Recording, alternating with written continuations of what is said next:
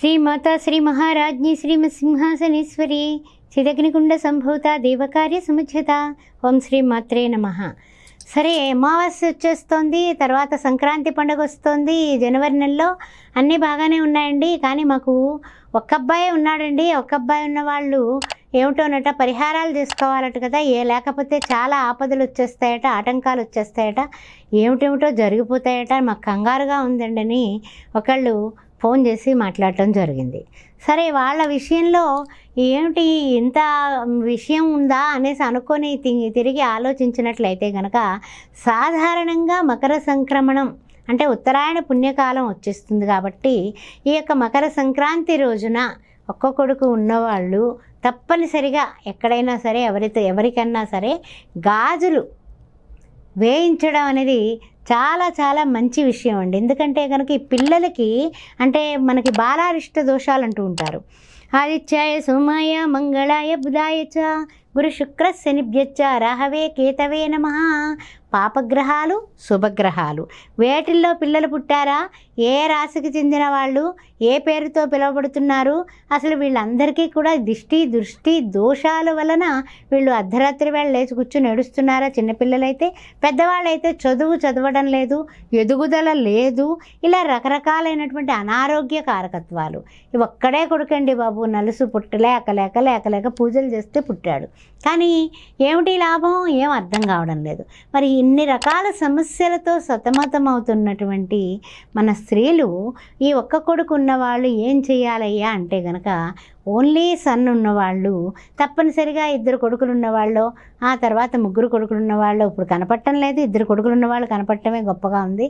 వాళ్ళ దగ్గర ఏదైనా దక్షిణ మాత్రం చేత ₹1 తీసుకొని ఈ యొక్క రెమెడీ చేసుకోవడం చాలా చాలా ఉత్తమమైనటువంటి విషయం. ఎలా అంటే కనుక, తీసుకున్నటువంటి ఒక 5 ముత్తైదుల దగ్గర ₹5 తీసుకున్నారనుకోండి, దానికి ఒక ₹500 కలుపుకోండి చక్కగా, లేదా ₹50 కలుపుకోండి. ఎన్ని డజన్లు గాజులు వస్తాయి అన్నది చూసుకోండి. పసుపు రంగు గాజులు, ఆకుపచ్చ రంగు గాజులు, ఎరుపు రంగు గాజులు, అదేవిధంగా చక్కగా మనకి 4వ రంగు చూస్తే నీలం రంగు, నలుపు ముట్టుకోబాకండి. ఆ 2 వద్దు, శని భగవానుడి యొక్క ప్రభావం వస్తుంది కాబట్టి ఆ 2 కాదు. ఊదా రంగు గాజులు, ఆ తర్వాత చూసినట్లయితే కనుక ఇంకొక రంగు మీరు బాగా ఇష్టమైనటువంటి గులాబీ రంగు గాజులు, ఇవన్నీ కూడా తీసుకోండి. తీసుకొని చక్కగా మీకు కావలసినటువంటి 5 ముత్తైదువులకి ముందు ముఖ్యంగా కనీసం 5, ఆ తర్వాత మీ శక్తానుసారం తీసుకోండి. అమ్మవారి యొక్క ఇష్ట సంఖ్య పంచమి పంచ సంఖ్యోపచారిణి అంటాం కాబట్టి 5 ముత్తైదువులను తీసుకొని మీతో సహా 6 ముత్తైదువులు అవుతారు. ముందు అమ్మవారికి అష్టోత్తరంతో పూజ చేయండి. ఏ విధమైనటువంటి అష్టోత్తరం అంటే మహాలక్ష్మి ఆరాధన చేసుకోండి. చేసుకుని అష్టోత్తరంతో ఈ గాజుల్ని చక్కగా 5 రకాలు 5 బండిల్స్ కొంటే ఇంకా సంతోషం. లేదు కనీసం అన్నీ కలిసి 5 డజన్లు కొనుక్కొని ఒక్కొక్క వ్యక్తికి 6 గాజులు చొప్పున, అంటే ఎలాగా 5 రంగులు వేస్తే 2 చొప్పున 6 చొప్పున విడదీయండి. అంటే ఏమిటి, 5 రంగులు వస్తాయి, ఇంకొక రంగు ఎక్స్ట్రా వస్తుంది ఎవరికైనా సరే, అంటే క్లారిటీగా చెప్తున్నాను. ఇవి తీసుకొని అంటే 12 గాజులు ఒక్కొక్క ముత్తైదువుకి మనం ఇవ్వాలి. ఇచ్చి ఆవిడకి నమస్కారం చేసుకొని 2 అరటిపళ్ళు, తాంబూలం, ఆ తర్వాత 2 ఆకులు, 2 వక్కలు, చక్కగా దానిలో వక్కపొడే కాకుండా దక్షిణ కూడా అంటే ₹1 నుంచి మీ శక్తానుసారం ₹5 బిళ్ళ పెట్టండి. చక్కగా దానం ఇవ్వండి. శక్తానుసారం రవికల గుడ్లు ఉంటే కనుక రవికల గుడ్డు కూడా దానం ఇచ్చుకోవచ్చు. ఇచ్చి సంక్రాంతి పండుగ రోజున ఎవరైతే ఈ యొక్క 5 స్త్రీమూర్తులకి ఈ దానం ఇస్తారో వాళ్ళ కొడుకులకు ఉండేటటువంటి ఆపమృత్యు దోషాలు తొలగిపోతాయి. ఉత్తరాయణ పుణ్యకాలంలో మీరు చేసేది సువాసినీలకి, సువాసిని అర్చన ప్రీత అని అంటూ ఉంటాం అమ్మవారిని. అలాంటి సువాసిని మీరు గౌరవిస్తున్నారు, కాళ్ళకు పసుపు రాస్తున్నారు, కుంకుమ బొట్టు పెడుతున్నారు, గంధం ఇస్తున్నారు, అక్షతలు ఇస్తున్నారు, పాదాలకు దండం పెడుతున్నారు. ఇంకంతకన్నా ఏం కావాలండి? మీ సౌభాగ్యం బాగుంటుంది. మీ కన్న కొడుకు ఆయుష్మాన్ భవ అని వాళ్ళు దీవించేలాగా సంతానం అభివృద్ధి కోసం చేస్తున్నాము. ఇది ఎవ్వరూ కూడా ఏ విధంగానే కూడా తప్పు పట్టే విషయమే కాదు, అత్యద్భుతంగా చేసుకోవచ్చు. ఇంకా పిల్లలకి కూడా దిష్టి తీయాలండి. అదొకటి బాగా గుర్తుపెట్టుకోండి. ఏంటంటే కనుక పిల్లలు చిన్నవాళ్ళుగా ఉన్నప్పుడు చాలా ఏడుస్తూ ఉంటారండి కొంతమంది ఏమిటంటే కనుక ఎటు తిరిగినా ఎటు పడుకున్నా కూడా కొంచెం ఆయాసపడుతూ ఉంటారు. కొంతమంది ఏం చేస్తూ ఉంటారంటే కనుక ఎప్పుడూ రొంపతోటే ఉంటారు. కొంతమంది ఏంటంటే కనుక డొక్కలు ఎగరేస్తూ ఉంటారు. అలాంటప్పుడు కంగారు పడిపోయి హాస్పిటల్కి పరిగెత్తుతూ ఉంటాం. అలాంటివన్నీ విచిత్ర భయంగా ఏడుస్తారు. లేకపోతే నిద్రలో లేచిపోయి జడుచుకొని ఇలా పెట్టేసుకుని అనేసుకుని మరీ ఏడ్చేస్తూ ఉంటారు. అంటే ఏంటి, అన్ని రకాలైనటువంటి రకరకాల ప్రభావాలు పిల్లల యొక్క కలల వలన పడి వాళ్ళు డిస్టర్బ్ అయిపోతూ ఉంటారు. పెద్దవాళ్ళు అయ్యుండొచ్చు, చిన్నవాళ్ళు అయ్యుండొచ్చు, బాగా పెద్దవాళ్ళు అయ్యుండొచ్చు, ఎవరైనా సరే కలల వలన కూడా డిస్టర్బ్ అయిపోతూ ఉంటారు. అలాంటి వాళ్ళు ఈ యొక్క సంక్రమణ రోజున చక్కగా వాళ్ళని ఒక పీట మీద కానీ కుర్చీలో కానీ కూర్చోబెట్టి, చిన్నపిల్లలైతే కనుక పెద్దవాళ్ళు కానీ పిల్లల్ని కూర్చోబెట్టుకొని, చిన్నపిల్లలైతే ఒళ్ళో కూర్చోబెట్టుకొని చక్కగా మీరు చేయాల్సిన దిష్టి ఏంటంటే కనుక ఎర్ర నీళ్ళు తీసుకోండి, కర్పూరం తీసుకొని తమలపాకులు 2 తమలపాకులు పెట్టి ఆ కర్పూరం పెట్టి ఈ ఎర్ర నీళ్ళ మధ్యలో పెట్టి పిల్లలకి దిష్టి తీయండి చక్కగా.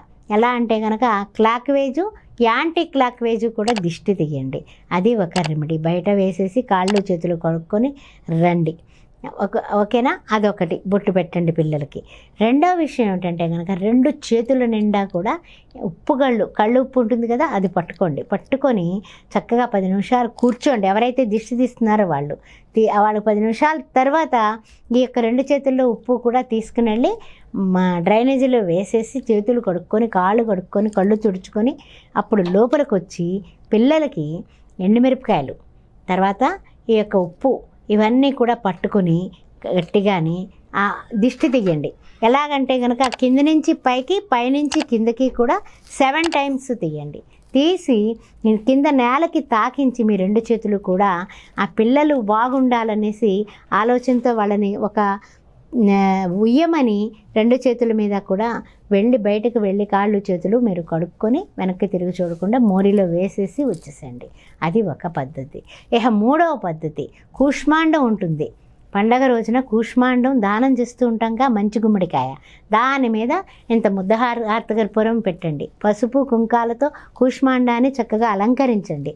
మీరు ఎవరైతే దిష్టి దోషాల వలన లేకపోతే ఏదైనా సరే నరఘోష వలన అనారోగ్యం పాలై ఉన్నారో మీ పిల్లలు కానీ మీ ఇంట్లో మగవాళ్ళు కానీ వాళ్ళందరికీ కూడా పైనుంచి కిందకి ఒక్క గుమ్మడికాయ ఒక్కరికే పనిచేస్తుందండి.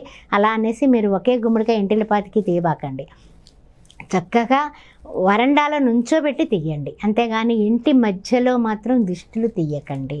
వరండాలో తీయండి. ఎవరు చూడకుండా వరండాలో తీసేసి అర్ధరాత్రి వేళ తీసి చక్కగా రాత్రి 11 గంటల వేళ ఆ యొక్క గుమ్మడికాయ దిష్టి తీసేసి బయటకు వెళ్ళి ఆ గుమ్మడికాయని కొట్టేసి మీరు వెనక్కి తిరిగి చూడకుండా అక్కడ కిందే కాళ్ళు చేతులు కడుక్కోవడానికి కుళాయి దగ్గర కడుక్కొనో లేకపోతే నీళ్లు పెట్టుకొని కడుక్కొనో చక్కగా మీరు వచ్చేసేయండి.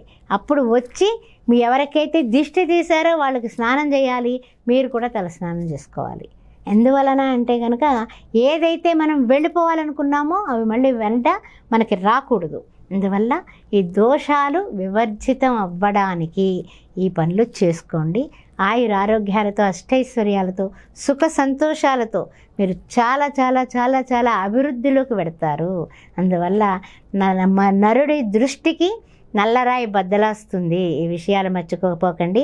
ఒక్కడే కొడుకున్నటువంటి ఈ యొక్క స్త్రీమూర్తులందరూ కూడా ఈ గాజులు వేసుకోవడం, గాజులు 5 ముత్తైదువులకి ఇవ్వడం, అంతేకాకుండా అద్భుతమైనటువంటి చర్య ఈ దిష్టిలు తీసుకోవడం.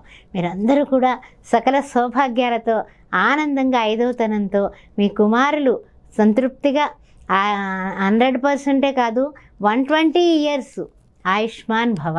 ఓం శ్రీ మాత్రే నమః.